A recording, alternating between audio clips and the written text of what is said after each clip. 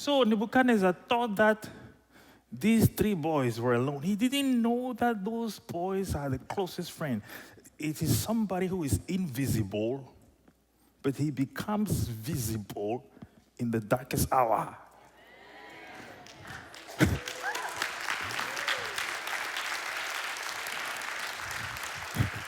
So you see, when you spend time praying, we feel the temptation of stopping praying because, you don't feel anything. You don't see anything. No. He's standing by you. He might not be seen, he might be invisible, but the day you face your darkest hour, the eyes of your enemies will open to see that there is somebody who is called by the name of Paraclete. Stand by.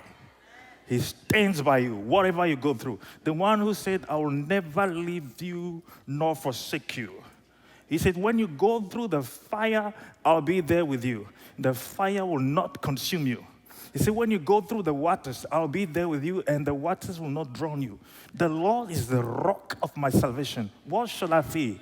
Of whom shall I be afraid? What can man do to me? He is a rock in the weary land. Pretty soon the king said, open the door. They flung the door back, and he got as close as he could without being burnt. And when they opened the door, his hair stood straight. And he said, princes, governors, come here quick. Did we not throw 3 men bound in the fire? The fellows got close and said, sure, king. We certainly threw 3 men bound in the fire. He said, see, look, I see 4 men. There are 4 of them there. He answered and said, lo, I see 4 men loose, walking in the midst of the fire, and they have no hurt. And the form of the 4th is like the Son of God. Come on, somebody. You can praise more than that. The Son of God is standing by your side.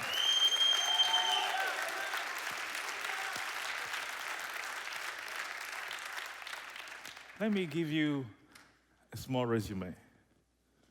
When these men stood by, the 4th man was up above,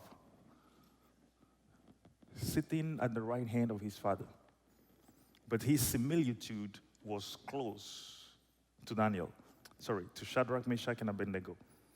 And he said, boys, if you see to it that you don't bow, I'll see to it that you cannot burn. If you see to it that you will not bow, God will see to it that you cannot burn. If you refuse to surrender your conviction, if you refuse to surrender your faith, what God has told you, God will never let you alone. He'll never leave you alone because he promised to be always there by your side. And so when those big fellows took hold of the 3 boys and were about to throw them in the furnace, the 4th man got up and said, give me some of my suit here. I've got to travel.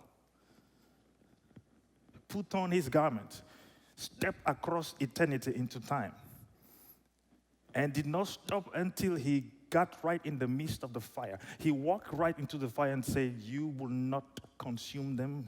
You will not scorch their clothes or singe their hair. He commanded the fire not to burn. He was already there. So when they threw the man in the arms of the 4th man. No matter what it is you're going through or you think you're going through, the Lord is there. Now, who is the 4th man? And the form of the 4th is like the Son of God. Who is the 4th man? In the book of Genesis, he's the seed of the woman. In Exodus, he is the Passover lamb. In Leviticus, he is our high priest. In Numbers, he is the pillar of fire by night, cloud of glory by day.